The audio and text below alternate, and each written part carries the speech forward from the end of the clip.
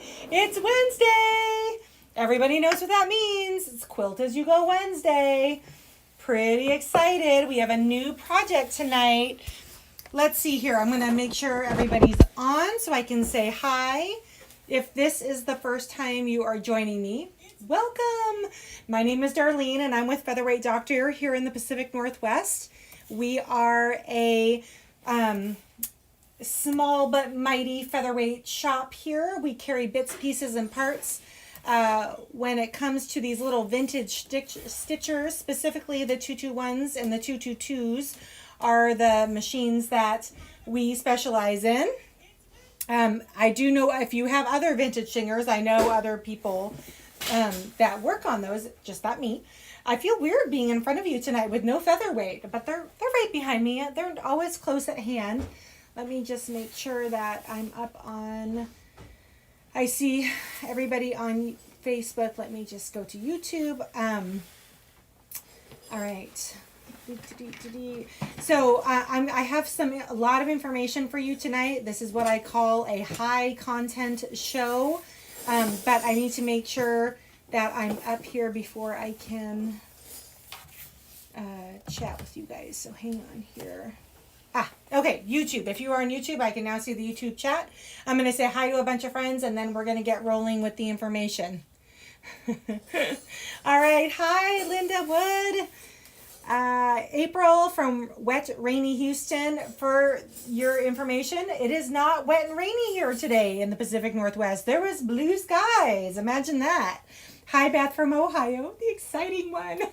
You guys, Beth, who's watching on Facebook, is the lucky recipient of the centennial I was highlighting on Monday. So she is pretty excited to be here. Hi, Jennifer. Becky from Texas. Hi, sweetie. Hi, Erin. How are you, my friend from Phoenix? Judy, Side Bottom Putnam. Hello, friend. Hello, Lisa from Phoenix. Melanie from beautiful Mississippi. Hello. Pam from Mississippi also. Bonnie Pelton. Bonnie Pelton has a nickname with our tribe. We call her Miss Quilt As You Go. So welcome. It wouldn't be a Quilt As You Go, Bonnie, without you. Hello, George Hubble. And let's see, we have Debbie Allen Sinclair. Hi, I think you're in Kentucky. And Margaret from Arizona. Nancy from wonderful Lake Stevens, Washington. Yay! And Kathy Swan Cleveland, right here from the Redmond, Woodinville area. Carolyn from Iowa. Oh my goodness, there's so many people. Patty from Louisiana. Sandy from Florida. I don't think I can say hi to you guys. All of you. Melanie says she's eyeing a centennial. Melanie, do I need to revoke your shopping card? If you're out on YouTube, go ahead and say hi. I'd love to see where everybody's texting from. Hello, Lisa from Connecticut. Okay. Gosh, Terry from Michigan. I think I got you all. Okay. Let's get into this. So I'm hoping to only have you guys here for about 30 minutes or so. This is what I'm calling our pre-show to our new Winter Solstice table runner. Hi, Joanne from Mississippi. So if you are just joining us for the first time, we are starting a brand new project today. And that's why there are so many people on here super excited. As a tribe and as a community, in the last half of 2020, we worked on a 17-week project called Arizona Sky, in which I helped to lead a community of people through not only doing piecework on your featherweights, but also doing the finishing work also. And as you guys know, these little vintage stitchers are cute and portable, but they have a teeny tiny little neck. And so Quilt As You Go is one of the techniques that you can use to make larger projects on small home sewing machines. So that's why everybody's so excited. Oh, Miss Bernadette from Canada is here. She just purchased a penguin walking foot. She is pretty. We were excited about it. Hi, Bernice. How are you? I met my friend Bernice here when I was in Tulsa, Oklahoma as a speaker at a conference, and she helped to give me a ride back to my hotel. I knew she didn't live there. She was traveling with the company she works for out of state. That looks like she's in a different state now. I don't know if Oklahoma is home or not. Bernice, thanks for joining us. All right. If you're out on YouTube, your chat should be working. You can say hi. So here it is, folks. Here is the project Oh. Lisa Meta goes, is that a Band-Aid on your finger? Yes. My Band-Aid has llamas with sunglasses on them. I put a screwdriver into my finger yesterday. Folks, the very first question my husband asked me when I came in with a rather large puncture hole in my finger was, why weren't you wearing protective gloves? You would think I would know better after almost cutting this finger off totally last year while working on a sewing machine, that I should wear protective gloves. But apparently I learned lessons the hard way. Oh, Judy says I did my first quilt as Yuko because of you. That's awesome. Hi, Sean Wright. And hi, Donna from Kansas. All right. It wasn't a cutting accident, Lisa. All right, so I do have several people signed up for this new program. What we're going to do, let me give you kind of the 411 how this is going to roll. Every Wednesday, I'm going to be on camera with you doing the block construction and doing the quilting, and that way everybody can benefit from the education. But if you want to quilt along with me and you want to have the actual cutting instructions to go along, there is a $15 entrance fee. Ray, my assistant here. Hi, Sunny. Sunny's on YouTube. Good. I'm glad someone's here. Anyway, hey, y'all. Hey, Judith. So what you do is you go out to featherweightdoctor.com and you can, on the top of the homepage, you can search winter. Just type in winter and that will pop up. Just go ahead and purchase it through the website, and then I will get your email address. How this is going to roll is everybody who registers will get their cutting instructions on Wednesday before noon my time, and then the show will air at 4 o'clock that night. So you guys can have time to cut your pieces and then sew along with me on Wednesday evening. There are 8 blocks in this project. Tonight is week 1. We're going to roll through 4 blocks, and then in the middle we're going to do another joining demonstration, and then we'll roll through the last 4, and then that last week will just be a celebration of the finished projects. So I thought I would show you guys what supplies you should probably have on hand, what would be considered a requirement versus something that would be recommended.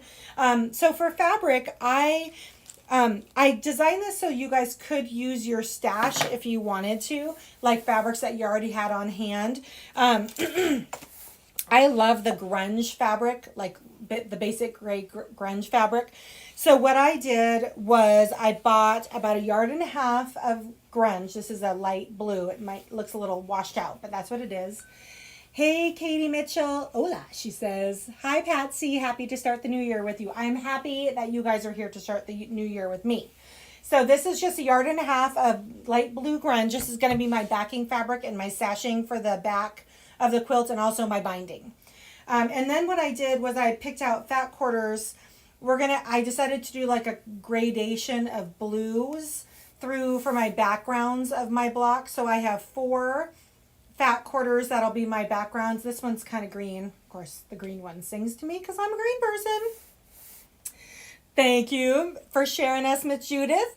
So these are going to be my backgrounds. And then I just have an assortment of other fat quarters that I'm going to cut off of. You don't need a whole fat quarter to do this. For instance, this is going to be the snowball. It's just the white grunge with polka dots. It's a little washed out. This is going to be our flying geese, our evening flying geese. These are going to be our mittens. So I have a red piece of grunge for our mittens.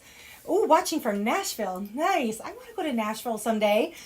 This is going to be our tree block and our trunk. And so again, these are fabrics. There's such little fabrics to use. You probably will be able to just pull out of your stash. Don't feel like you need to do a bunch of shopping for this.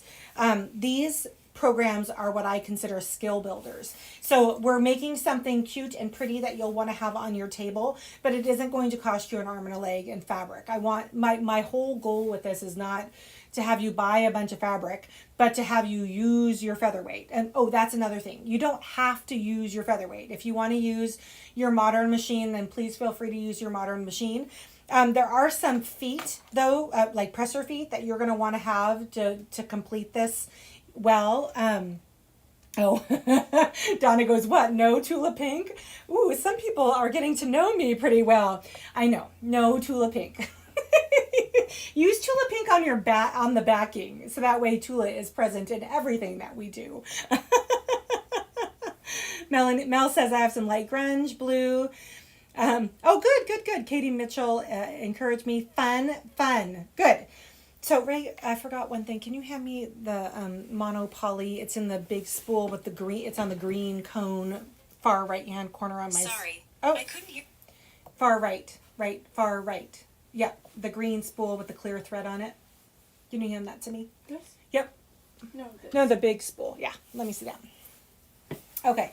Everybody say hi to Ray. She's here. She's like, oh my gosh, Mom. Judith says, well, how many featherweights are too many? Asking for a friend. Okay, Judith, I do have a hard and fast rule about featherweights. First of all, you can't have more than you can physically use in a month because they need to be sewn with. The worst thing for them in the entire world is to sit and collect dust. It makes all the grease in the motors harden up, and then some of them seize. So you need to be able to use your featherweights every single month. I say that because I don't actually use all of my featherweights in a month, but that's theoretically what you should do. And I have revoked people's shopping carts from buying more featherweights because they started to accumulate so many that they couldn't use them all. We want to be able to use them. Jennifer Siggins says hello. All right. So this is what we're going to want to have handy. You're going to want to have, for this project, a 1/4-inch piecing foot. With or without a guide, I do not care. If you do not have one for your featherweight, we carry them on our website, featherweightdoctor.com, for $17. You want a good 1/4-inch foot for good, concise piecing. So 1/4-inch foot, it would be, I would consider that pretty necessary for the project. Oh, good. Patty Byrne says, I change up every month. Good job. The other thing that you'll find handy is a darning foot. And again, any darning foot, we sell this style, the closed-toed, and another style. They're both really good for using for free motion quilting. There will be some free motion quilting on this project. You don't have to do it if you are not comfortable. There will be straight stitching instructions also. So Nancy says, hi, Ray.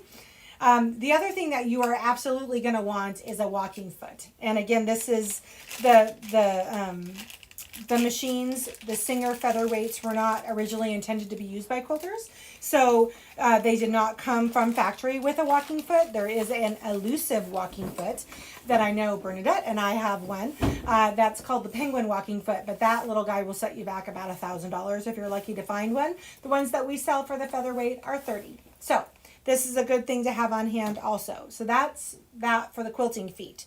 We have talked about the fabric.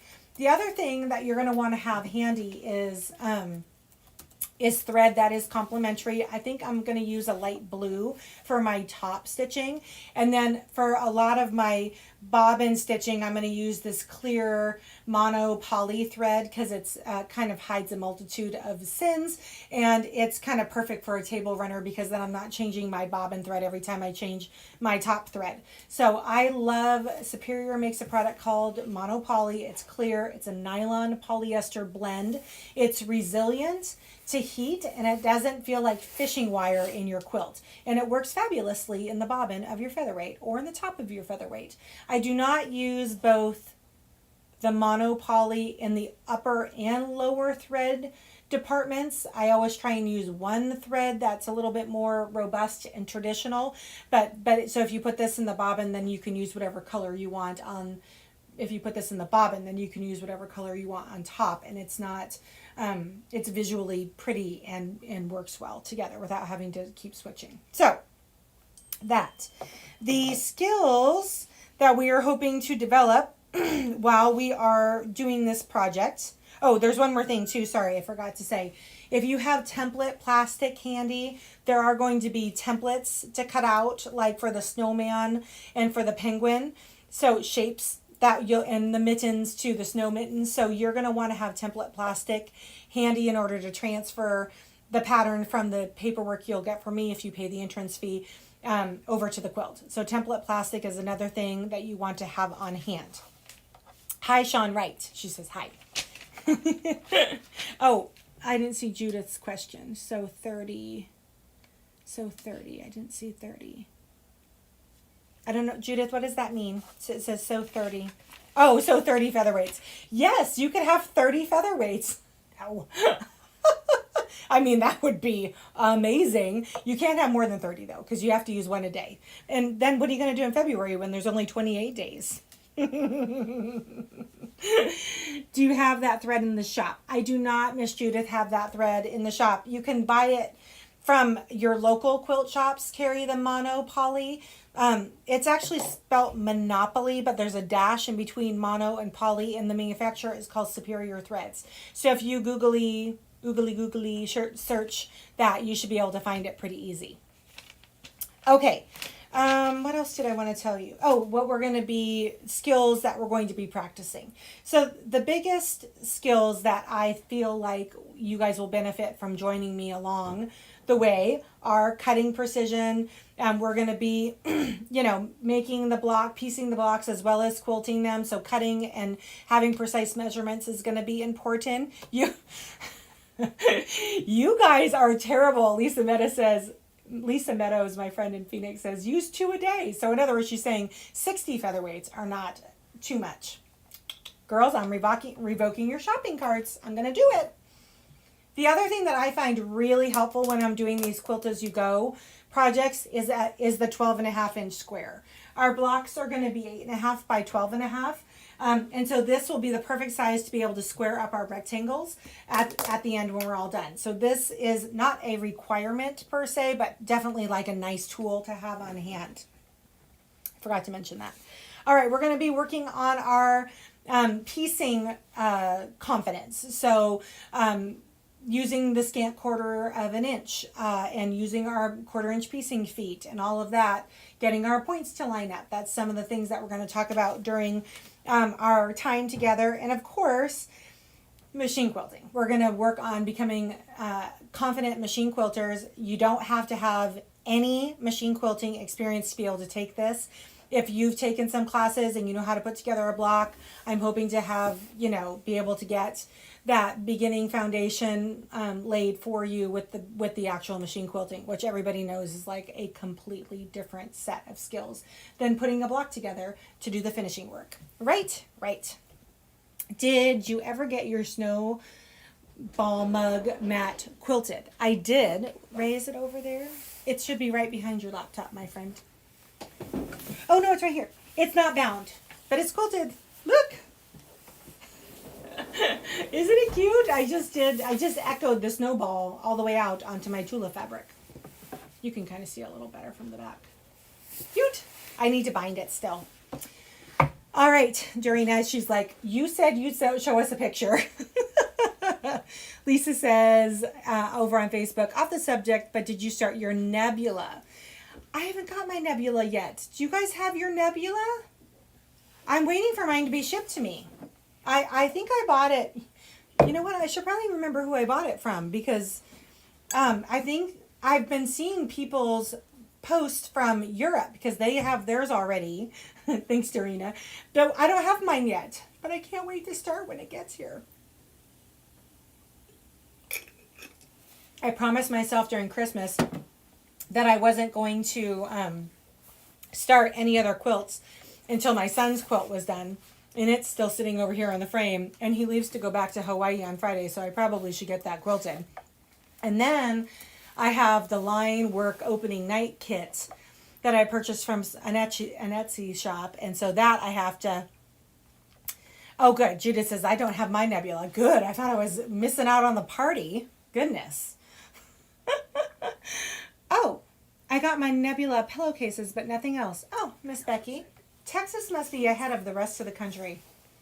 That's all I can think. I feel like you guys are all bad influences or I'm the bad influence on all of you. I'm not sure. I think it goes both ways. Oh, Lisa said she ordered hers 2 days ago and it'll be here Saturday. Oh. Did you order yours from the local shop there at Oasis, Lisa? Or did you order yours from one of the big shops in the country? I ordered mine from like Stitch and Haven or something. I should probably look and see where my first order is. All right, you guys, I think that is all I have for you. So, again, Hi, Melanie. I'm glad you're able to join us.